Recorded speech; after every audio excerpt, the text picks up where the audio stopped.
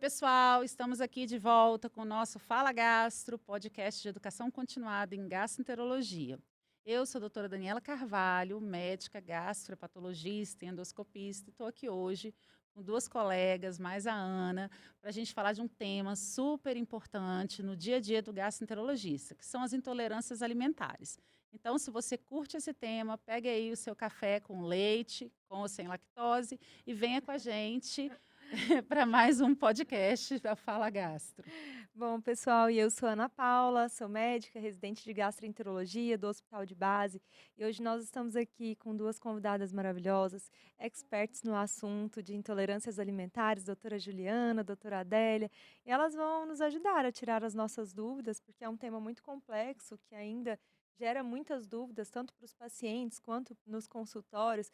É um tema debatido aí por todo mundo, da blogueira até o paciente, até o pessoal do mercado, tá todo mundo falando de intolerância, né. Nutricionista. Nutricionista, fisioterapeuta, todo mundo tá querendo saber um pouco mais sobre isso para entender, né.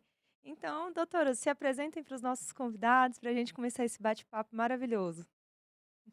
Bom, gostaria de agradecer o convite, a oportunidade de da gente essa conversa. Eu sou a Adélia, gastroenterologista de Brasília. Olá, primeiro, muito obrigada pelo convite, Dani, Ana. É um prazer estar aqui hoje. Meu nome é Juliana, sou uma gastroenterologista aqui de Brasília, com foco mais em motilidade e doenças funcionais. E por isso que a gente vai falar aqui hoje dessa temática que é tão interessante. É um prazer estar aqui dividindo um palco com a doutora Adélia, que é uma referência nacional. Então, obrigada pelo convite. E vocês duas, assim, para a gente são as referências em intolerâncias alimentares, no teste respiratório para o diagnóstico, então a gente só agradece o aceite Uma de honra, né. vocês, é uma honra para a gente também É. estar aqui hoje. Bom, a primeira pergunta tem que começar do básico, né? Vou perguntar para a Juliana, começar com a Ju.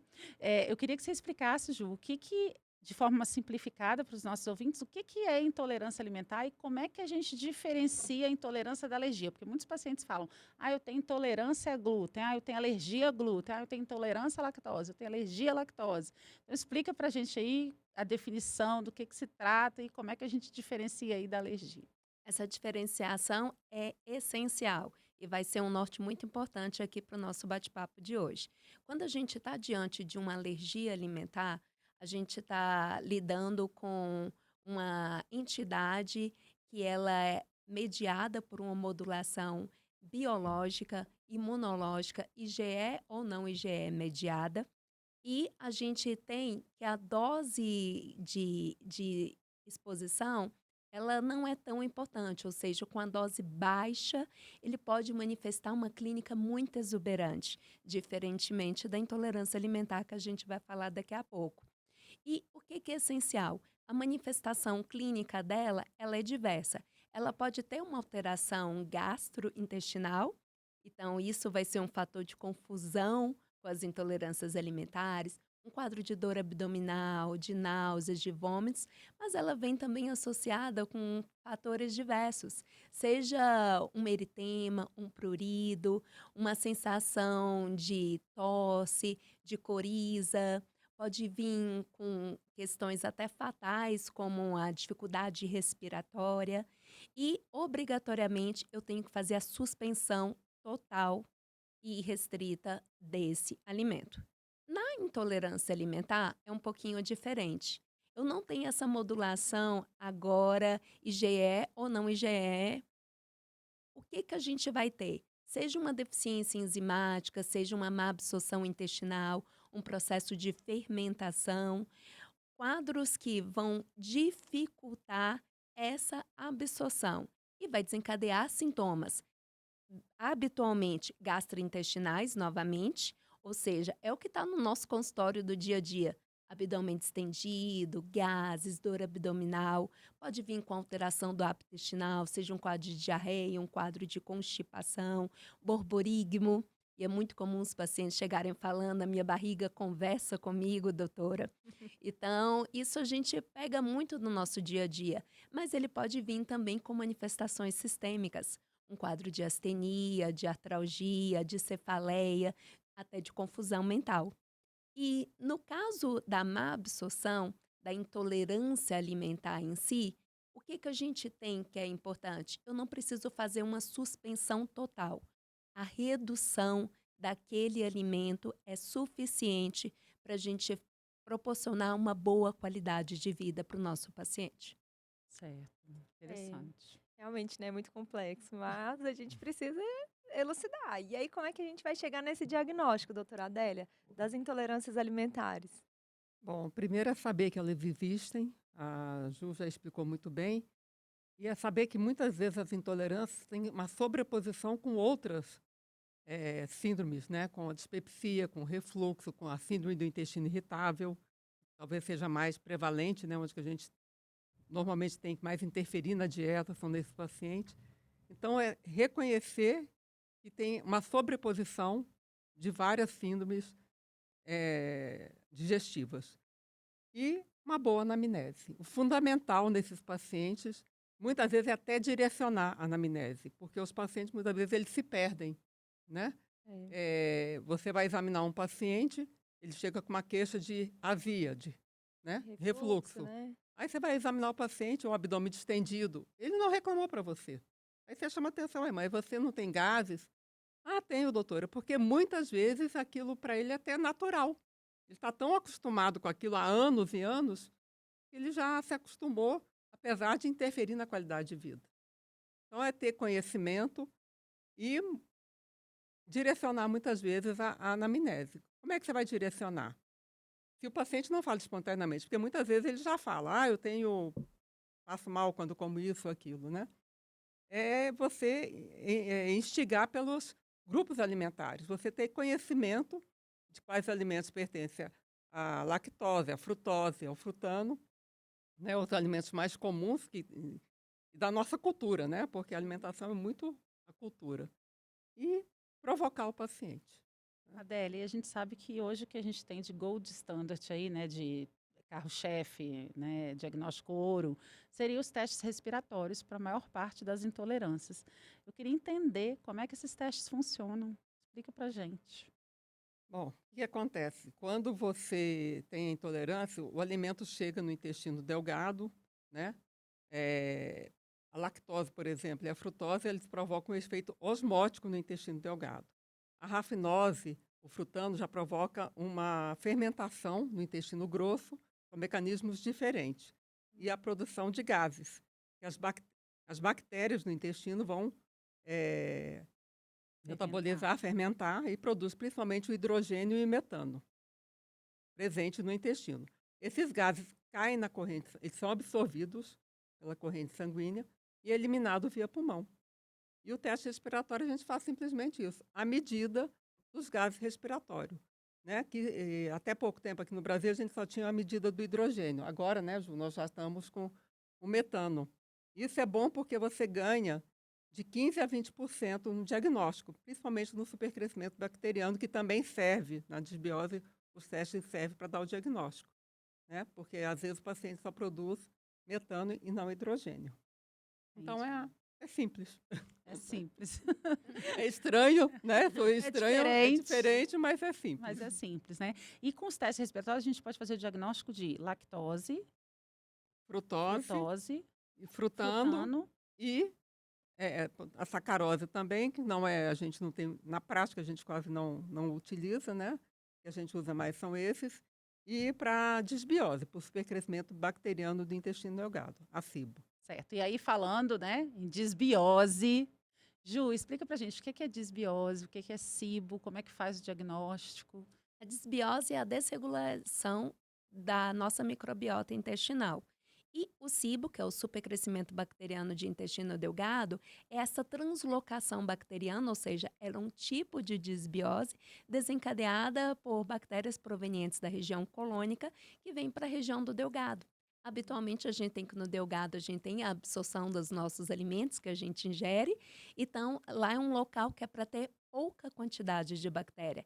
Quando eu tenho essa translocação bacteriana, a região do delgado tem uma quantidade muito aumentada de bactéria. Isso vai gerar todo o processo de fermentação, que vai desencadear toda aquela clínica que a gente falou, da distensão do abdômen, dos gases, do borborigmo, das náuseas, dos vômitos e a possibilidade da alteração do hábito intestinal e de sintomas dispépticos, inclusive sintomas sugestivos de refluxo.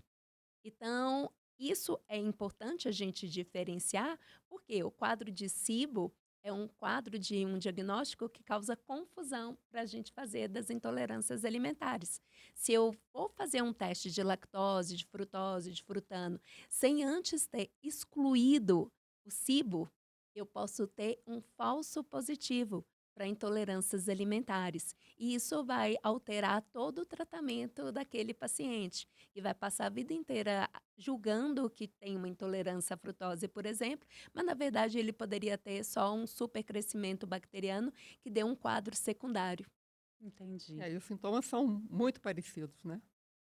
Certo. E principalmente você falando da frutose, a gente sabe que, principalmente a frutose, tá? Você tem que descartar e tratar a SIBO, porque a SIBO interfere na absorção da frutose pelo GLUT5, né? Então, às vezes, você tratando só a SIBO, o paciente já melhora da intolerância à A frutose. intolerância. E como é que eu faço o diagnóstico da SIBO? O teste respiratório nos dá esse diagnóstico com muita acurácia, com praticidade, é um exame extremamente útil e também totalmente indolor, não invasivo. Apesar de ser unicamente um exame particular, ele é bastante acessível porque é um preço não tão elevado. Apesar que não está em todas as regiões do Brasil até então, apesar que ainda bem está sendo muito mais difundido hoje em dia. Então, o teste respiratório, a gente tem uma acurácia muito boa, seja com H2 isolado ou hoje com H2 metano, como bem disse a doutora Adélia, que deu um aumento dessa acurácia para gente. Então, como ele pode confundir o resultado dos testes respiratórios das intolerâncias, é sempre bom pedir Anteriormente, as anteriormente. intolerâncias alimentares faziam um quadro de exclusão se eu não tenho um processo de SIBO. O exame, a logística é o mesmo, você só muda o substrato, né? Para a SIBO você usa glicose ou lactulose, mas normalmente a gente usa mais a lactulose. Para a lactose, para a frutose e para o frutano, a inulina. Ah, Tá? Ô, doutora Adélia, por que a gente tem visto um aumento na prevalência dos pacientes com intolerância à lactose no Brasil? Assim, esse percentual, pelo menos nos consultórios, a gente tem percebido isso, né? Bom, tem a mudança da dieta, né? Hoje mudou tudo, né? Quase que tudo tem lactose, tem muito. A frutose hoje está muito no. É um açúcar saudável, não. Como é que fala? É saboroso e barato, então a indústria alimentícia usa bastante. Então, tem um aumento, uma mudança do cardápio, vamos dizer assim. E a outra coisa, eu acho que é conhecimento, né? É. Então, a gente, muitas vezes, quando eu fiz faculdade, eu tenho 38 anos de formado, ninguém discutiu na minha formação intolerância alimentar, ninguém falava de intolerância à frutose, a frutano. Então, como a Ju falou, é uma coisa que tem difundido bastante. E que eu falo, muda completamente a conduta com os nossos pacientes. Agora, a intolerância à lactose é extremamente prevalente no mundo todo. Uhum. O ser humano não nasceu para tomar leite de vaca, né? A gente É. nasceu para tomar o leite no peito da mãe e parar. Mas, por questões econômicas, né, nutricionais, a gente usa o leite. E a população brasileira, 60% é intolerante à lactose. Tá? Nossa, muito grande, né? É muito grande. Tem população, tipo o Japão, é praticamente 100% da população intolerante à lactose. Você pega os países nórdicos, onde tem muito gado, né, leiteiro, talvez por adaptação por sobrevivência humana, são lugares que você tem menos intolerância à lactose. Certo. Então, um paciente que chega para a gente com sintoma, né, como a Ju falou, né, extensão abdominal, até sintomas de refluxo, sintomas associados a borborigmos, que são os barulhinhos na barriga, a gente tem que pensar primeiramente no que é mais prevalente. descartar que tenha supercrescimento. E É, aí só então pesquisar as Mas a outras. lactose eu falo que a gente pede o exame porque existe, mas a lactose é muito fácil dar o O diagnóstico, né? diagnóstico é Geralmente até clínico. o paciente já chega falando, Sim. né? Já é um paciente que já quase não consome leite, né? Mas ele Mas estava ele já consumindo sabe, leite. quando eu vou comer uma canjica, eu vou comer uma pizza, vou tomar um sorvete, né? Passa mal. Mas a gente tem os exames, tem o teste sanguíneo, que é o que a gente mais usa, porque os convênios pagam, não é o padrão ouro é o teste respiratório. Mas aqui em Brasília a gente tem condição de fazer o teste sanguíneo, respiratório. Mas pessoas que moram lá no interior, né? Uma boa anamnese e é fácil de fazer a Teste lactose. terapêutico, né, também. Até, Suspender, voltar. não, isso aí para lactose eu acho que é até muito fácil. Aí você É. faz o teste até usando a lactase, a enzima, Sim. você dá uma boa qualidade de vida para o paciente. Né? Verdade. Entendi. E aí, Adélia, a gente tem falado muito, né, hoje em dia, dessa intolerância à frutose e a frutano. Eu queria entender, os sintomas delas são muito parecidos. Quais as diferenças, né? Onde a gente encontra a frutose, onde a gente encontra o frutano, qual é a diferença entre elas e o que tem de novo sobre isso? Bom, a frutose é um monossacarídeo. A gente só absorve os monossacarídeos, né? O frutano são polímeros de frutose. Até 8, 9 polímeros de frutose a gente chama de oligosacarídeo. Acima de 9 é a inulina, que é uma fibra prebiótica, né? E muito usado na indústria alimentícia. É uma fibra prebiótica saudável, né? A gente sabe que a definição de fibra prebiótica. Só que quando o paciente tem intolerância a frutano, síndrome do intestino irritável, que a gente vai comentar, ele deve evitar a inulina. E está muitas vezes em medicamentos, tá? A outra coisa do frutano é que a maioria dos pacientes que se autodeclaram intolerantes ao glúten, né, que não tem doença celíaca, que foi descartada a doença celíaca, na verdade, tem vários trabalhos mostrando que eles são intolerantes ao frutano, né, porque o frutano também está presente no trigo. Né? Então, a intolerância ao glúten não celíaco pode ser pelo frutano, pode ser pela o ATI, que é uma proteína que existe, que pode desencadear como a Ju falou, até fica, né, a ativação das células imunogênicas, então você pode ter até sintomas extraintestinais, como cansaço, fog mind, que é muito comum nos pacientes com intolerância ao glúten não celíaco, e pode ser uma conjunção dos fatores, né? Então, o frutano que a gente chamaria atenção, que quando o paciente fala que tem intolerância ao glúten, descartar a doença celíaca, que é fundamental, porque ele não pode ter contato nenhum com o trigo, né? Não só o trigo, né? Mas aveia também, outros alimentos. É fazer o teste da respiratória da inulina. Então, esses pacientes têm isso. A frutose, o que é interessante da frutose? A gente sabe que os pacientes com intolerância à frutose entram no grupo de risco para desenvolver doenças psiquiátricas, né?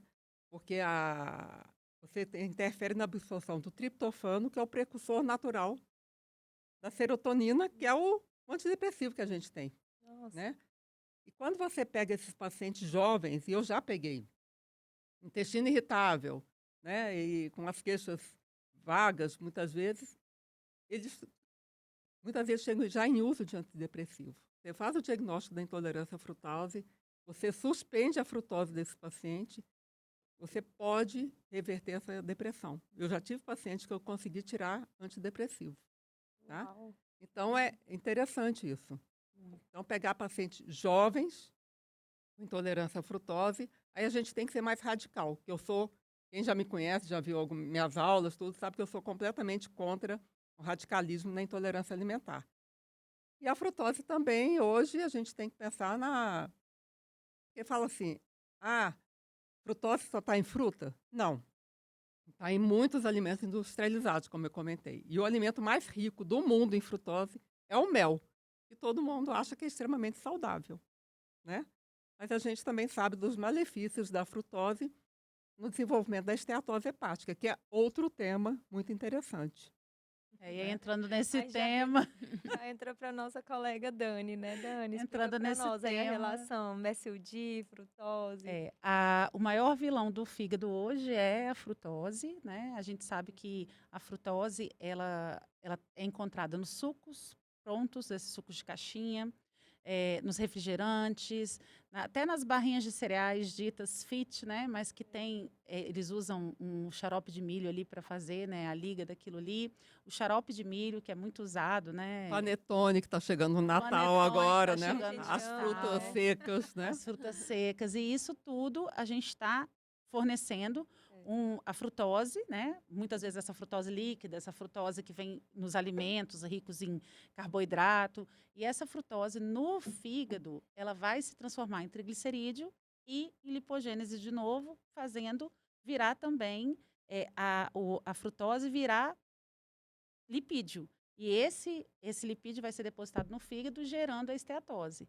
E os pacientes que consomem muita frutose, eles têm o maior risco de esteatose e, consequentemente, síndrome metabólica, diabetes. Então, hoje, a gente tem que orientar principalmente os nossos jovens, adolescentes aí, né? Que estão começando a vida para diminuir o consumo de frutose para evitar no futuro aí uma esteatose. Frutose, refrigerante, suco pronto, Nutella, né? Nutella. Agora a gente tem que lembrar que deve comer a fruta, porque a fruta é rica em fibra e aí essa frutose não está totalmente disponível como você tomar o líquido já pronto É. ali, adoçado artificialmente. E nos Estados Unidos a gente tem algumas enzimas para as intolerâncias, a frutose e a frutano, que não temos no Brasil, né? Ah. Então, o que você pode fazer no frutano é usar, para diminuir a fermentação, que a gente sabe que acontece no intestino, é usar o psyllium, né? Que é uma fibra extremamente saudável em vários aspectos para o intestino, né? Deus para constipação, mas até diarreia, né? É uma fibra, eu sou fã do psyllium. E ela você pode diminuir a fermentação do frutano com o uso do psyllium. Olha que interessante, não sabia. Doutora Joy, você poderia explicar também para nós sobre a intolerância à histamina? Qual que é a fisiopatologia? Como que são os sintomas dessa intolerância? A intolerância à histamina ela é muito pouco É conhecida nova, pela né? maioria dos profissionais da saúde. E ela é nova. O que que a gente tem? A gente tem uma fisiopatologia que vai aumentar a quantidade de histamina no nosso organismo, seja pela produção aumentada ou pela deficiência da captação dessa histamina. Pela produção aumentada, a gente tem por liberação exógena, ou seja, um calor excessivo, uma atividade física intensa, infecções bacterianas, virais, ou seja, pelo consumo de alimentos. E aqui que a gente tem que salientar, porque vai ser o nosso dia a dia no consultório da gastroenterologia. Ou seja, esses alimentos mais fermentados, principalmente esses queijos mais envelhecidos, bebida alcoólica, os amantes de vinho tinto, a gente tem um teor grande de histamina. O que mais que a gente tem? Frutas que o pessoal fala, é saudável? Sim, é saudável, mas que são ricos em histamina, como o abacate, a banana, os cítricos. E a gente tem que pensar em vegetais também, como brócolis, como a berinjela, o tomate. Então, tá aí no nosso dia a dia. E quando eu penso no déficit, na deficiência dessa captação, o que que a gente tem que ponderar mais? Aqui a gente vai lançar a mão principalmente e dar um holofote maior para a enzima diaminase, oxidase, que é o DEA. O que que a gente tem nela? A gente tem uma deficiência de captação, de ação dela, principalmente quando nossa microbiota intestinal está alterada. E aqui, novamente, o SIBO podendo ser um fator de ação. Medicamentos também podem alterar o DEA, e, por exemplo, quimioterápicos, mas o SIBO é realmente muito prevalente. E o que que a gente tem? Se a gente teve esse aumento dessa produção ou deficiência de captação, ou seja, eu estou cheio de histamina no nosso organismo, a gente vai começar a ter manifestações clínicas. E as manifestações clínicas são diversas. E eu falo que a intolerância à histamina é a que mais confunde em si com algumas características dela com os alergênicos, com o quesito mais se é um quadro de realmente uma intolerância alimentar, uma alergia. Por que isso? porque ela vai dar manifestações sistêmicas. A gente tem receptor H1, H2, H3 e H4 em todos, a maioria dos tecidos do nosso organismo, então ela está distribuída.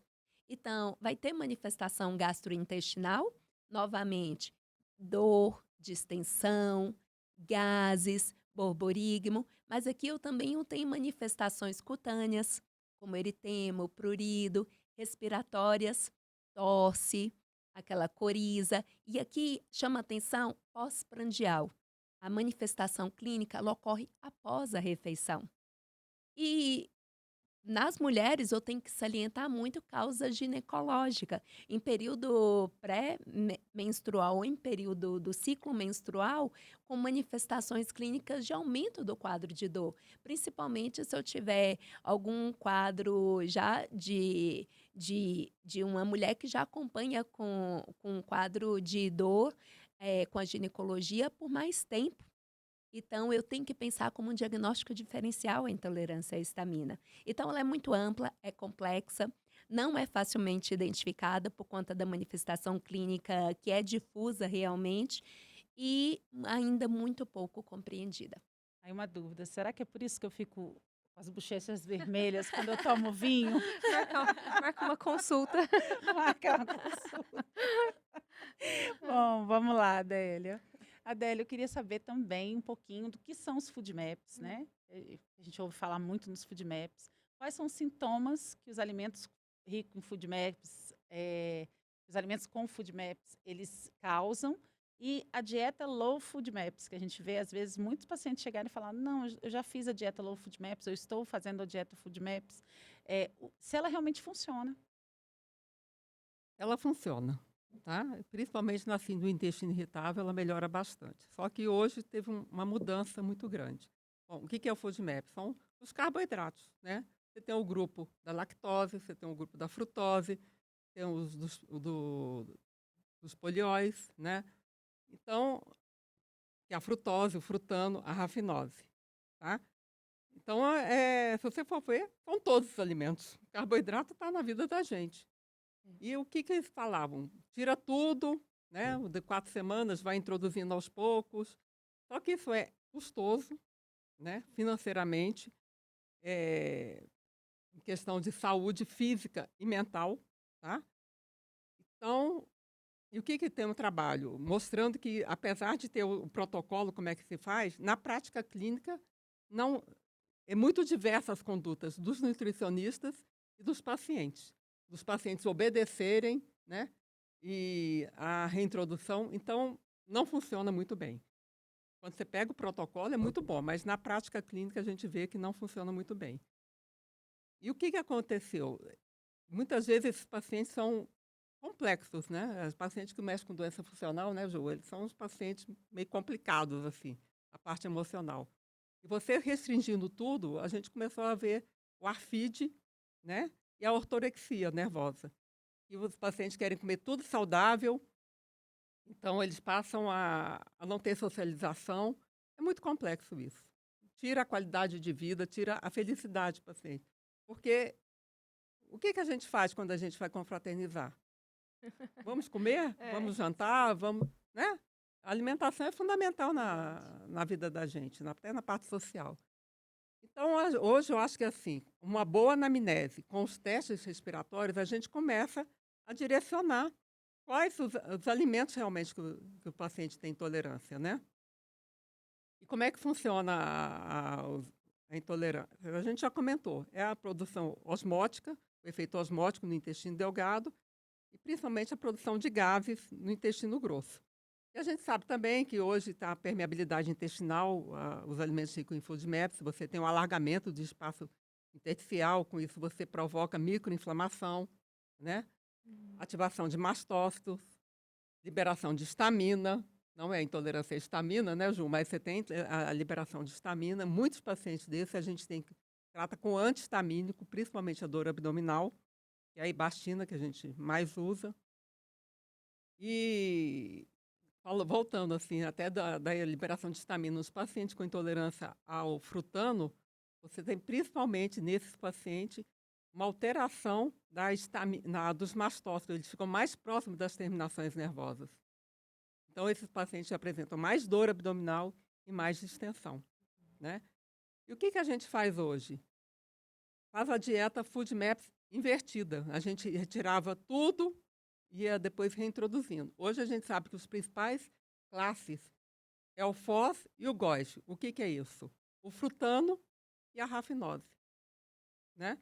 Então, a intolerância à rafinose, 70% dos pacientes com síndrome do intestino irritável apresentam intolerância à rafinose. Então, a gente, em vez de tirar tudo, inclusive a alegria do paciente, a gente vai tirando esses grupos, né? E os testes respiratórios, a rafinose a gente não tem exame para comprovar, a gente não tem o teste respiratório, mas nós temos o teste terapêutico, que é o uso da alfa-galactosidase, que é a enzima que tem. E eu falo, o fundamental é uma boa anamnese. Rafinose, vamos lá. O brasileiro gosta de comer o quê? Feijão. Os veganos gostam de comer o quê? Também, né? São as oleaginosas, né? Ovo, castanha, Brócolis, brócolis. couve-flor, Couve-flor. né? Vegano Então- não come ovo, né? Então, se você pega o paciente e já fala assim, brócolis, couve-flor e feijão, pronto. Claro que você tem uma lista muito grande de alimentos, mas esses aí são mais comuns. Não é difícil você fazer o diagnóstico. Aí você faz um teste terapêutico. O paciente melhora, ele volta a comer o feijão dele, entendeu? Ele volta. E, como falando, a rafinose é o principal, dos principais alimentos da dieta FoodMaps para tirar, né? E hoje a gente também tem uma dieta FoodMaps Light, né, do Dr. Peter Gibson, que deu para a gente. Porque eu falo assim, eu não tenho exame, eu não tenho nutrólogo, eu não tenho nutricionista. Mas você consegue manipular esses pacientes. E o uso da alfa-galactosidase, eu uso muito, eu prescrevo praticamente todos os dias. Isso melhora muito a vida desses pacientes. Bom, Ju, e sobre os testes respiratórios ainda, né? Falando da parte prática, como que a gente faz eles? Como que a gente interpreta os resultados? Essa parte é o nosso dia a dia, né, doutora Adélia? O que a gente tem? Primeiro, a anamnese, para ter um pedido assertivo. Sim. A gente consegue avaliar a necessidade dos testes respiratórios realmente com uma anamnese bem detalhada. A partir do momento que eu solicito, habitualmente a gente vai atrás primeiro da exclusão do SIBO, porque ele vai mascarar outras intolerâncias alimentares. E para eu fazer esse teste respiratório, eu tenho toda uma orientação dietética no dia anterior. Aí os pacientes já ficam aflitos, porque tem uma dieta antifermentativa, mas é só na véspera, é unicamente na véspera mesmo, é só um dia anterior, mas realmente ela é bastante restritiva.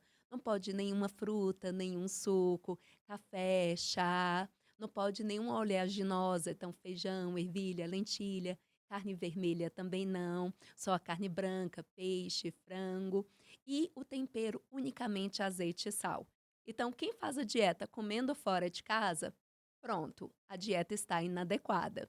Em qualquer restaurante vai ter aí o alho, a cebola, o pimentão.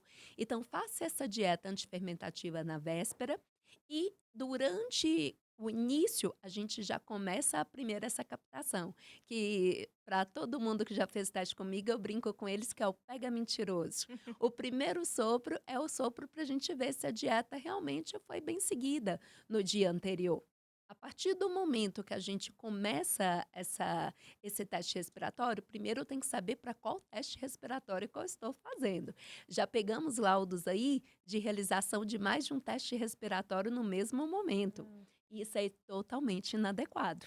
Então, se eu vou começar o teste de supercrescimento bacteriano, seja usando a lactulose ou a glicose, eu vou fazer o do supercrescimento. E se o paciente tem vários pedidos, ele vai rastrear também frutano, frutose, vai fazer em dias diferentes.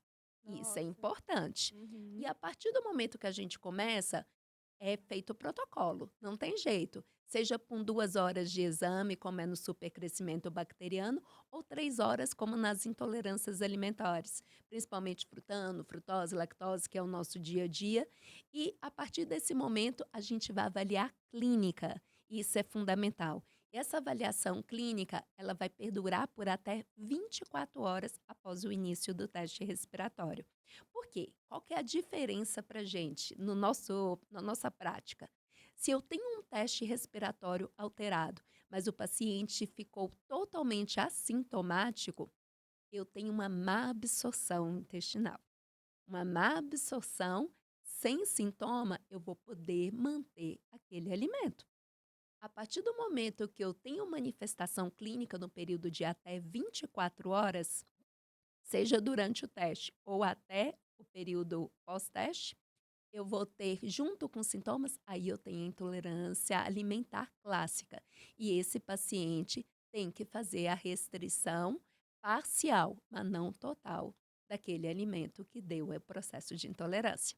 Então, isso guia para a gente como a gente vai manejar. Ao invés da gente sair retirando vários grupamentos alimentares, a gente faz um diagnóstico assertivo e modula aquela dieta, principalmente se eu tiver um nutricionista associado com esse quadro. Faz Bom. toda a diferença na qualidade de vida do paciente. Bom, doutora Adélia, e também existem outras intolerâncias que são raras, né? A senhora até já explicou um pouco sobre a rafinose e também a deficiência da sucrase isomaltase. A senhora poderia explicar melhor para nós sobre Olha, elas, eu como não concordo de interpretar? falar que a rafinose é rara. Para mim, É verdade. depois da lactose, é a intolerância mais comum, tá? Sim. A gente não tem enzima para quebrar a rafinose. Então, praticamente não, todos nós somos intolerantes à rafinose. Mas 10 a 20% vai apresentar sintomas. E, como eu falei, quando você tem um intestino irritável, 70% dos pacientes com intestino irritável têm intolerância à rafinose, né? A sacarose, por exemplo, é o açúcar, está na cana. Uhum. A gente não vê muito trabalho falando da prevalência, tá? E também existe o teste, mas a gente também não faz. Vamos ser realistas. Na prática clínica, né, Ju, a gente não utiliza. Mas é o que falo assim, sempre uma boa anamnese. É. Tá? É fundamental isso. O que você vê mais na prática? Assim? Lactose, rafinose, frutose, né? Que a frutose também, assim, muitos pacientes que falam que têm sintomas gastrointestinais inespecíficos, 50% deles podem apresentar intolerância à frutose. Uhum. Tá? Então, eu acho que o mais, talvez, raro seria o que a Ju falou, que é a intolerância à histamina, que a É. gente está aprendendo a conhecer. Tá? É como a gente Sim. comentou no início. Antigamente, a gente não falava de intolerância alimentar. Eu, quando fiz faculdade, residência, ninguém comentava disso. A não ser a lactose, né? Mas o resto ninguém comentava. Pode ser que a histamina, daqui para frente, não seja tão infrequente dessa forma. Mas para a gente ainda é, né? A gente ainda faz pouco diagnóstico. Certo. Ju, e a gente sabe que no nosso consultório, no dia a dia, é muito comum, né? O paciente chega lá falando, eu não como glúten há 2 anos, eu sigo a dieta Food Maps, mas ele nunca investigou, ele nunca teve um diagnóstico. E a gente sabe que muitas vezes isso atrapalha a gente a fazer o diagnóstico. Então, eu queria que você falasse um pouquinho sobre essa suspensão por conta própria de muitos pacientes de glúten, lactose, a própria questão da dieta Food Maps e quais são os riscos relacionados a essa atitude.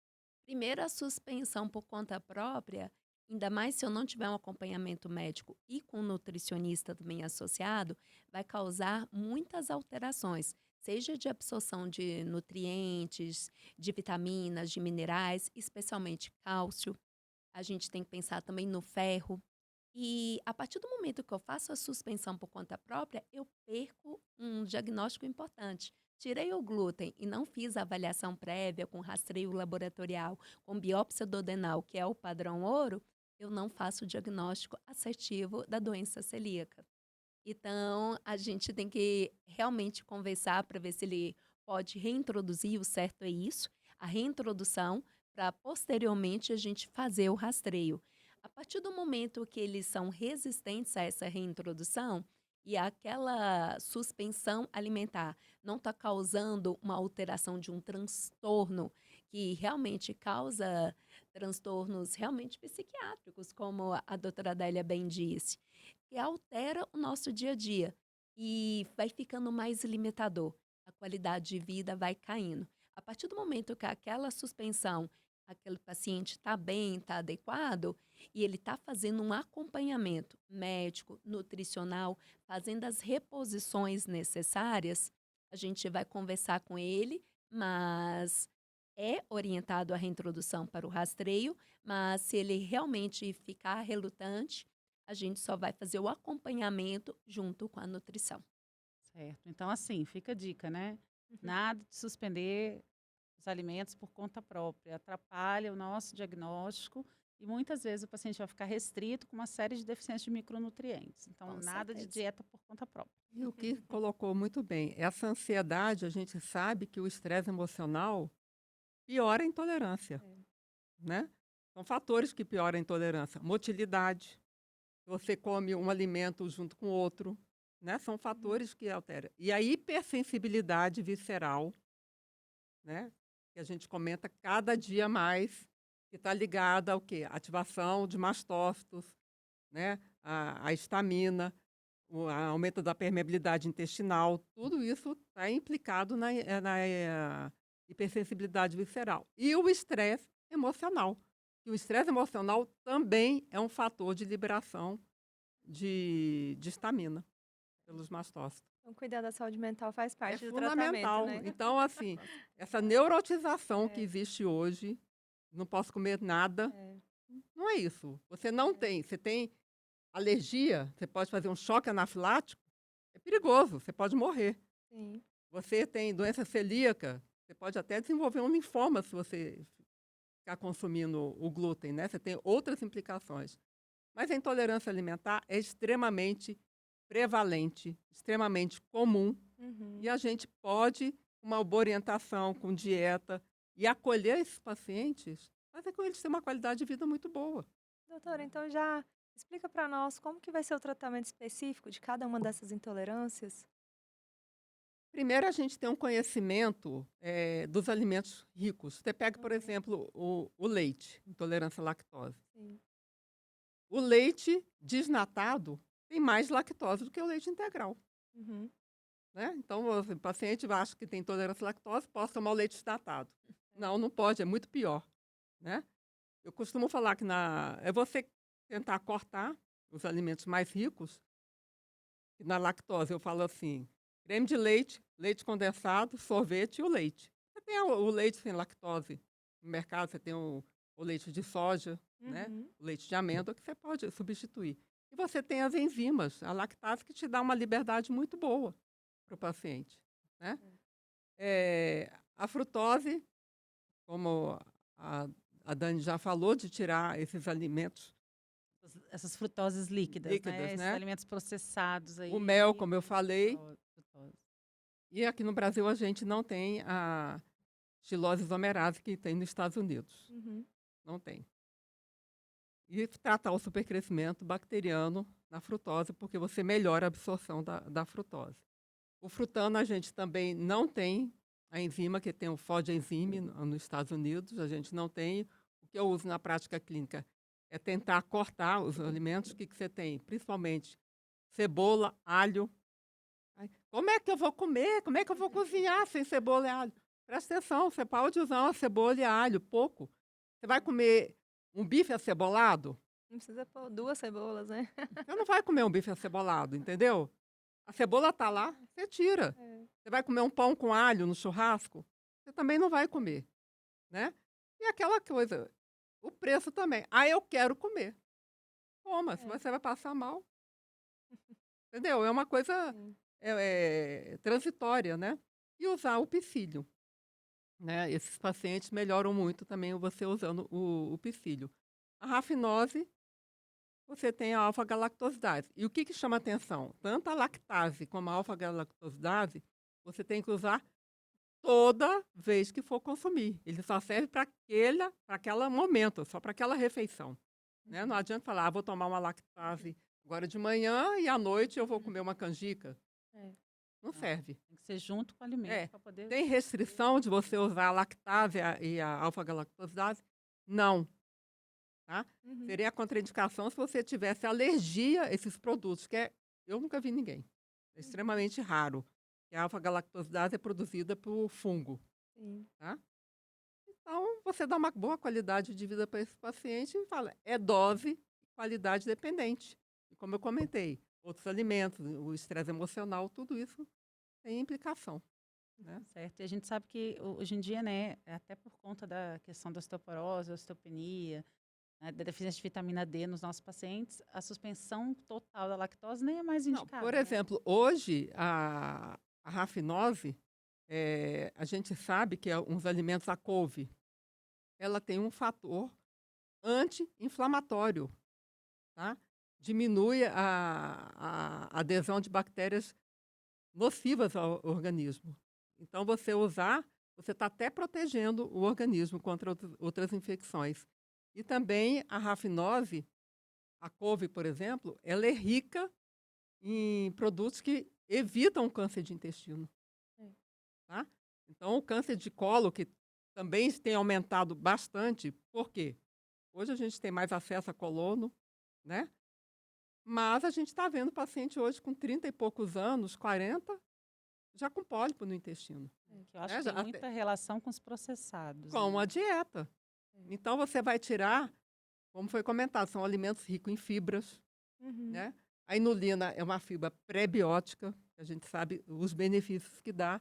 Então, a gente não pode ficar tirando esses alimentos. Você diminui a absorção de colesterol, você diminui a absorção da glicose, né? Você aumenta a absorção de cálcio. Então, tem várias implicações no organismo. Então, a gente não pode ficar tirando, além da felicidade do paciente, a gente está tirando a saúde dele. Entendi. Tá? Então, é um bom senso. E aí eu queria aproveitar, né, que a gente está chegando ao final de mais esse podcast, como sempre, maravilhoso. A gente super agradece aí a contribuição de vocês duas. E eu queria que vocês deixassem uma mensagem final para os nossos pacientes. No- os nossos pacientes e para os nossos colegas médicos, né, que vão estar assistindo também o nosso podcast. Então, primeiro, a importância dessa anamnese detalhada, minuciosa e evitar esses excessos. Tanto excessos de retirada abrupta e total de determinado alimento, que vai cursar com alterações de transtornos psiquiátricos, de deficiências nutricionais, de minerais importantes, quanto também evitar o excesso de ficar insistindo em um único diagnóstico, por exemplo. Ah, ele tem intolerância à lactose, mas ele está fazendo a restrição, mas a manifestação clínica se mantém. Será que não está na hora da gente investigar outras questões associadas? Um supercrescimento bacteriano, outras intolerâncias alimentares conjunto? Então, é essencial a gente ter essa conscientização dessa alimentação. A alimentação, ela é para proporcionar uma boa socialização, uma boa qualidade de vida, mas é claro, ela tem que ser feita de forma coerente e com moderação. Perfeito. Eu assino embaixo, fazer a individualização e não é modismo, né? É individual, e acolher os pacientes. A gente tem essa função, o acolhimento emocional desse paciente é muito importante. É a escuta, Bom. né? A escuta. E é isso, a gente viu aí que o diagnóstico preciso, né, evita uma vida de restrições para o paciente, traz mais qualidade de vida. Então, que no primeiro sintoma as pessoas não normalizem, né, uma distensão abdominal, não normalizem viver uma rotina que não é normal, né? Procure ajuda, procurem excelentes profissionais como as senhoras, para que realmente tenha uma boa qualidade de vida. Quero agradecer a presença de vocês, a disponibilidade em ter nos abrilhantado, assim, com tanto conhecimento sobre uma doença que ainda todo mundo tem muita curiosidade, mas é pouco falada. E quero agradecer mais uma vez à AGB, nossa patrocinadora, está sempre parceira aí com a gente, acreditando na ciência, né, na medicina baseada em evidências. Muito obrigada. Bom, eu queria agradecer às colegas, foram maravilhosas. Também aos nossos ouvintes por estarem aí acompanhando a gente. Se vocês gostam do nosso conteúdo, por favor, apertem lá no sininho para ficar para sempre Sigam. ficar alerta com os nossos novos episódios. Sigam É. a gente nas plataformas de streaming, porque para a gente é muito importante. E compartilhem com os colegas, porque a gente quer realmente levar informação de qualidade, com evidência científica a todos os locais do país. E eu queria agradecer também à AGB e dizer para vocês que a gente está aqui preparando um novo episódio do podcast. Então, vocês aguardem que no próximo mês a gente está de volta. Beijo enorme. Feliz 2026. Tchau, pessoal.